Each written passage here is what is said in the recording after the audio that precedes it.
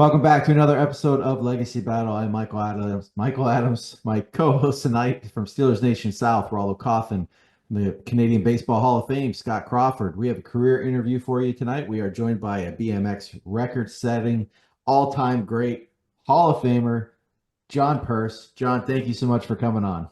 Oh, thank you so much. Thanks for having me. This is pretty special.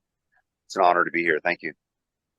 Well, let's jump into this, and believe it or not, Rollo Scott, I actually have first question tonight. I think that might have happened maybe like three times in 200 episodes here. But so, John, at 8 years old, you had your very first race as an amateur. You finished second at Armadillo Downs. Did you Yes, know then how good you were, and was there pressure from team coaches in those early years for those first 8 years of amateur racing? absolutely not. I mean, as far as knowing what would happen, I had no idea. And there wasn't coaching like there is now. I think that's why the sport is elevated so quickly. Back then, it was really I kind of started in like the second decade of BMX because 1981. Who knows exactly when it started, early 70s. So I'm coming in kind of like in the second decade of BMX, and it just started to get a little bit more established with the sanctioning bodies because there were so many different ones all over the United States and depending where you live. But when I started, we just found BMX just by happen chance. Like we were just my dad liked to take the scenic way home sometimes from dinner and seeing this lights and activity on the side of I-45, about 40 miles north of Houston, and stop and got information. And 8 years old, even nowadays, even 8 years old, it's like it's so exciting. Then I remember, I had a bike. It was like a $40 White's Auto Parts used to be like an auto parts store, and it was probably 30, 40 pounds, and just it had a square back tire and an obby front tire. I think it had like a 4616 with like 5-inch cranks. I mean, it was just awesome. And you can see it in I have it posted a couple places because I used to love they're not the Oilers anymore, but the Houston Oilers. And I had a football helmet like when I first started. And it's like 1212 was my number, and it didn't matter. It was like I was racing in second place, and that was it. That's what started this fire. And it's been going ever since. So when you were 17, you forged your mom's signature to get on the ABA and NBL applications. Uh, what was your mom's reaction when she found out, and what was her reaction when she found out you're actually pretty good at what you do? Oh, thank you. It was one of those things after high school because I started school in Florida because I was born in Orlando, and I completed kindergarten before we moved to Texas, and there was the laws were different, so they wanted me to repeat kindergarten, but I took this test and I was able to start first grade. So technically, I was finished with high school at age 17. So I was 16 the first week of high school. Excuse me, my senior year rather. So I turned pro right after, and then I had kind of went on my own way in my world. Moved out of my childhood home. That's another story. But just there was a little bit of friction between the family at the time, and I was off to the races, so to speak. And it was the next step because MCS, which I see that photo in the background. MCS was such a great team, and it was the team right before I turned pro, and the year like because the NBL Grands was in September, but the team disbanded after the NBL Grands, and that would have been in 1989 because I guess budget or whatnot, because it was funded by Anheuser-Busch. It was Eagle Snacks, the chips and peanuts. So I didn't have a sponsor. I really didn't have a sponsor, and I did a little bit of I think with Jeff DeVito at MCS a little bit when I first got started. So I just kind of jumped out there with really no sponsor. So I'd gone through a pretty illustrious amateur career, but then all of a sudden, the team that I was on disbanded, and I think I was on Boss actually for I believe the 1989 ABA Grands, because I hadn't really raced a lot of ABA because I have a September birthday, so I always turned to age up right after the NBL Grands, so that's why I did a lot of NBL, and then I would turn up right before the ABA Grands. But so I did a little bit of I raced that race as an amateur actually aged up, from 16 to 17. And it was great. But going into the new year, there was no sponsorship. I mean, I really wanted to turn pro and all that kind of stuff. So in January of 1990 is when I turned pro. I just went for it. And my first race was in San Antonio. And it was the year that all of the older riders had turned pro. Matt Hayden, Eric Carter, I think Mike King, Brian Lopes, Steve Eltman, like Matt, and just a lot of riders had turned pro. So I was kind of the young one in the group. And then, but yeah, I to do this, I wasn't 18 yet. So yes, I did forge my mother's signature, and I let the Wikipedia stand with that, so that's a funny thing. But she was my number one fan, and my parents were always steadfast with BMX, and really the reason why I've accomplished so much in BMX because of that support at a young age, because we started a bike shop, at about 3 years in, at about age 11, my dad got out of route sales and into bike, and we opened a bike shop in my local town. And then that's where I kind of learned a lot of mechanics at a young age too. So it's been a beautiful story, to say the least. And I think everybody that starts BMX has such a unique, beautiful story, so mine's a long one, we're in 44 years now in the sport. Hey, John, you suffered some significant injuries throughout your career, including 7 broken clavicles. When getting back on your bike after an injury, was there any hesitation, or were there any mental hurdles you had to get over until you felt fully comfortable riding again? Not so much at first. My first clavicle was a car accident, actually, and I fractured my left clavicle, and then I had 6, which is a lot in BMX. I don't know who's had 6 broken clavicles, but that was just one of my biggest issues. I did have some other injuries. 2000, I had a Rolando fracture in my thumb, and that's what kind of caused the whole red line scenario with the sponsorship. But the clavicle breaks were just like, and that's where a lot of the just maybe overriding a little bit, because in amateur, I really didn't get hurt too bad, maybe this and that. But when you turn pro and at such a young age, and I was kind of getting, pushed around by the guys, and it's a whole nother level. And yeah, I did get some broken clavicles. And then I actually had one, it was in 2000, that didn't heal correctly. It's called a non-union of the clavicle, and it really messed my whole season up in 2000, and kind of led to a lot of different things what happened with my thumb and stuff like that. But yeah, it was at first, I was a really, really a big geek about the clavicles, because as an adult, if you lose that range of motion, because some of them allow the bone to kind of sit on top of each other, you never get that back. As a child, you do. Your body kind of figures it out. So when I broke the first couple of them and just learned how to pop it back into place, and I was self-employed at the time too, so it was just really doing nothing for about 7 to 10 days until the bones stopped moving, and then you got the calcium deposit on it, and then you can kind of get into your motions again. But each one, it was just really, when you first get back on the bike, you're just kind of hesitant at first, just because you don't want to fall and re-break it. But then at that age, because I started breaking them early on, you're able to kind of get past them a little bit quicker. But as I got older, and my whole career was at a significant difference, because I had an issue where at one point, to answer your question about what did I do to caution myself, as I ended up wearing a chest protector. And then when I wore a chest protector, it kind of got me into a scenario where I would override. And Greg Hill was, one of the main, influence of my career. Harry Larry gave my first sponsor on balance. But when I did, a lot of my accolades was on Redline, and I really got into a situation. I won the worlds with a UCI worlds with a chest protector.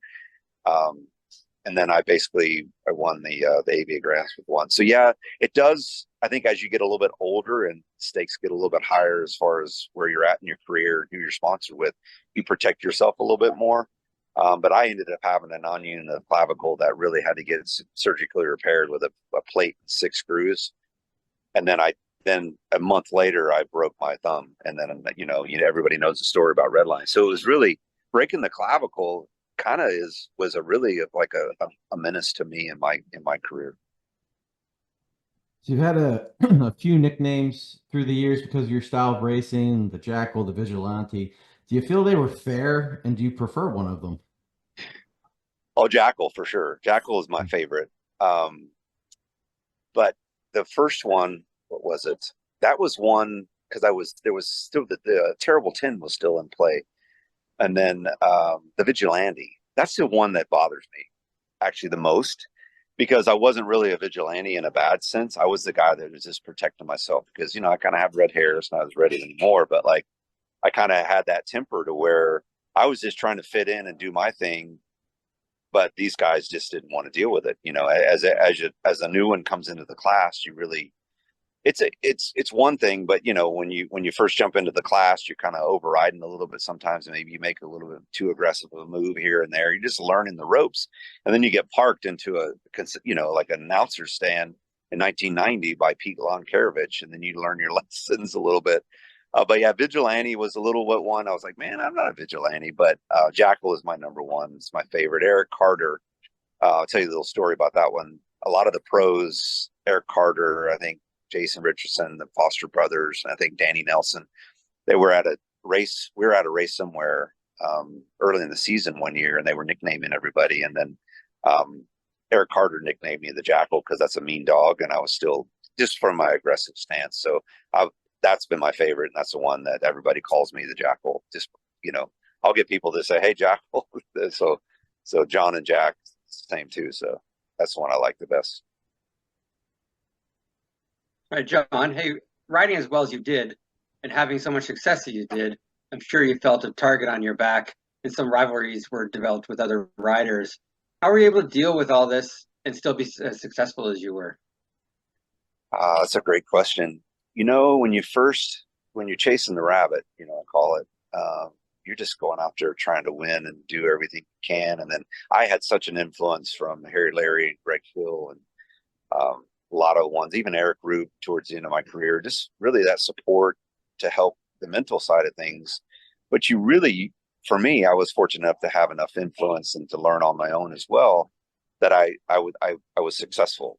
But it really kind of, for me, I never really had an attitude other than if somebody were to, I would say, not mind their manners, maybe I would, a little bit of payback scenario or just make an example or whatnot. But I just wanted to win. A lot of people got so upset, maybe when I passed them because everybody took it personal. But I tell people that, like I told them then, and I'll say it now, I don't even know who you are in front of me. I don't even read your name. I just see somebody. I see a figure in front of me, and I want to get past it. So a lot of people took it personally, and then of course winning, especially like the 90 when I started to peak, 95, 96, 97, 98. I can see where it can be perceived from some people as kind of like that target on your back. Let's beat this guy. But a lot of people talk about somebody that's successful. I'm the different guy. I'm the guy that respects that. I think it's at this, especially in this age, I love to see masters of trade, whether it be. But yeah, the target was on the back a lot, and it really bugged me. It really bugged me for a while because I just wanted to win. I just wanted just to be that guy, and I didn't really. And then because of the wins and because of the number ones and stuff like that, you get parked every once in a while. But then I'd come back and do my thing. But yeah, it was a little bit troublesome, and it took a little bit of while to kind of get past it, because I don't really view people that way. I don't. I just didn't. I didn't really react that way. But yeah, that was a difficult one, but I got past it. And now whenever I was a vet pro, as I got older, I got more wiser, of course, too. And it's like, you always look back, and that's why everybody is so successful so much earlier nowadays, because you have such coaching influences that kind of help you through those parameters about winning and, Greg Hill would be like, "Don't read the magazines." I would have these special little assignments to where I would write the same phrase hundreds of times. And really cool things like that to kind of get your mind out of the noise. But yeah, it was a little bit awkward sometimes, always feeling like I had a target on the back. All right. My last question for you, John, and the other two have a couple more. According to the BMX Plus magazine, you, along with a couple of other riders, were credited with bringing back the Fullface helmet to be the BMX scene in the mid-90s. Is this true? And what was your reasoning? I know some riders complained about a reduced visibility. Actually, that's a great story because my friend Todd Kirby was a friend of mine, and I was roommating with him in 1996, and I had an open face helmet. And if anybody remembers, in 1996 in Orlando, I won a truck. I believe I won a truck. The first one, that was the third truck rather, because I won two in 1995. But what happened either the day before is I crashed, and I scraped the whole side of my face. And you'll see it in the magazine somewhere. Will actually be a photo of me with the helmet, with the Jofa, with a big shiner on my face. And then my buddy Todd Kirby, it's a shout out to him because he is the reason why I started wearing a full face helmet, because they were him and his brother Sean, Todd and Sean Kirby. And that, if everybody remembers the Stick It plates and the Stick It t-shirts, that was my buddy's company. And then I helped him with his number plate side. So they were in the motocross, and he was like, you got to stop wearing that helmet. You're going to hurt yourself. And I'm like, nah, man, this is what you do. And he's like, and they would make, they would kind of joke about because, motocross racers used to do that back in the day too. But the influence came from Todd Kirby. He was like, just take this helmet this weekend and just race with it and just do it. And I did it. And man, it hooked, it was hook, line, and sinker. And it really started something that exists today. And there was a handful of pros a little bit after I wore the full face, because I got a Bell Moto. I got a little sponsorship from Bell. And that's the Jackal helmet that I have. I still have that to this day. But yeah, the full face helmet was awesome, and it changed kind of BMX, or at least brought it back to kind of where it used to be with the full face helmets from the early years. But yeah, that's solely from Todd Kirby, my buddy back then in motocross. John, who is on your Mount Rushmore of BMX riders? Your 4 favorite riders? Man, some of my biggest influences, I have the 4. Not in order of, well, my number one influence has been Greg Hill. He was the one that I got on Redline, as won a couple championships on balance, and Harry Larry, of course, is the one that got me on balance and helped with some training and stuff. But it wasn't until Redline where I really went on a tear. So you have Harry Larry, Greg Hill, and then Eric Roop towards the end of my career when I was on Mongoose was a great one. And the one, everybody's hero, which is Stu Thompson. Stu Thompson is the epitome of BMX. But yeah, that's my 4. In 2011, you're inducted into the BMX Hall of Fame after an incredible career, including a record in 1998 for most wins in a single ABA season. Mm-hmm. What did this honor mean to you, and where do you list yourself amongst those all-time greats? Because you didn't put yourself in the Mount Rushmore, and I was waiting to see if you were going to. Well, I'm really, really modest and humble about my career, because I sit here today, 44 years later. Everybody has a story, and everybody has an influence, and everybody has their support. I've had a long history of having a great amount of supports, starting with my parents and even my mother. She went to my mother's been to more world championships than I have, because when I turned pro, I couldn't go to all of them, especially early on. But the epitome of that, what was the questioning? I got derailed on it. Just the honor of being in the Hall of Fame. What did that mean to you? The Hall of Fame. Yeah. So what I was saying is the Hall of Fame, to me, was just like a lifetime achievement award, but it was kind of like surreal to the moment. Like, is that really happening? because I just was going through the motions of, not actually, I was still, I think, vet pro for a little bit at the end there, but it was just one of the recognition from the sport itself. It's the epitome of any title you could win. Titles are by performance, of course. World titles are once a year. And then when you're dealing with the Hall of Fame induction, it's your life's achievement. And it was such an honor to been given that recognition, and it was very, very special to me still to this day. John, tell us about life after your professional career. And are you still involved with the sport even today? Yeah, I'm involved with the sport. I moved to Florida in November 2018 from Texas, and I bought Jomo Sports from Johan Lindstrom. He had moved back with his family back to Sweden, and he got into pump track. Then I bought his business that he started. He rebuilt Sarasota BMX, which is pretty much the oldest track in the world, I believe, since March of 1974. But I had a great 4 years. With the academy, I kind of took what he had started and really, really kind of grew it from where it started, and it was doing really, really well. Because it was kind of like a startup with Johan. He was only there for like 18 months, and then I kind of took it from there. But I got into a big issue in a political mess there with Sarasota Parks, County Parks and Recreation, and the primary user, which was unfair. But for those 4 years, we did such a great community work with the public, and even with the Olympians that would come, and practice the track. But that was an amazing ride, and I still do private lessons, and I still do group coaching here in Florida every once in a while.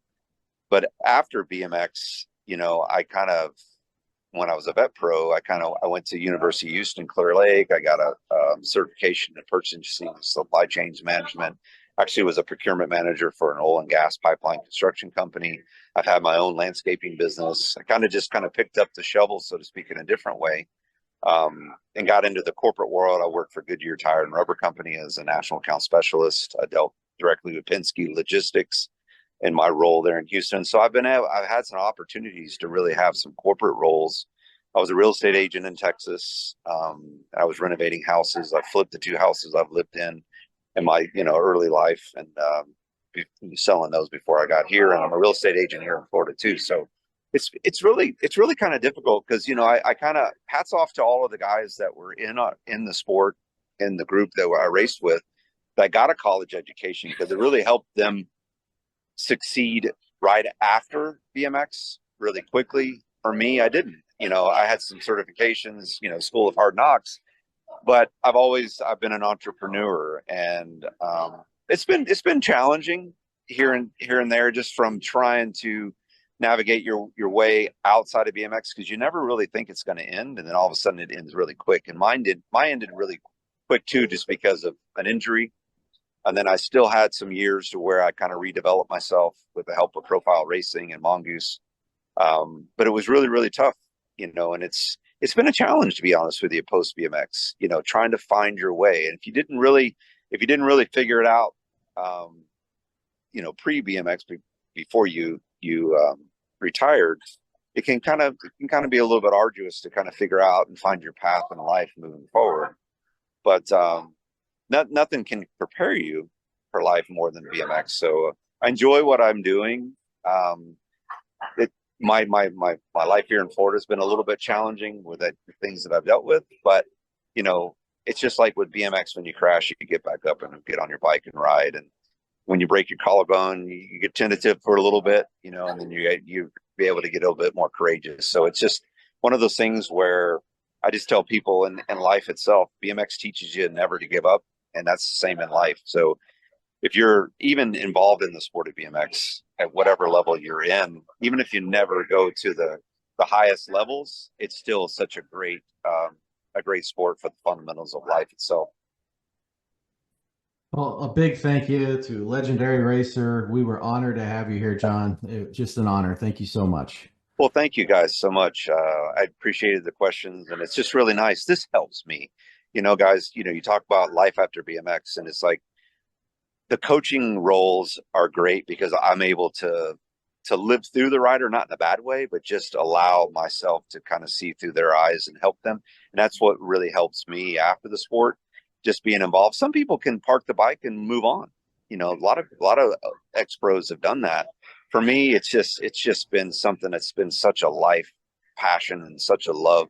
And I love to give back to the sport that's given me so much. So I do have a professional life here in Florida with a landscape irrigation company and getting myself into real estate and whatnot. But I do coach as much as I can just because it's just a fabulous way for me to just still get back to the sport and still get a lot out of the teaching aspect as well.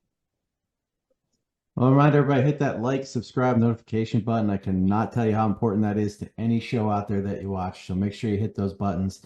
Thank you, everyone, for watching. We'll see you all next time. Have a great night. Thank you so much to everybody. Clear.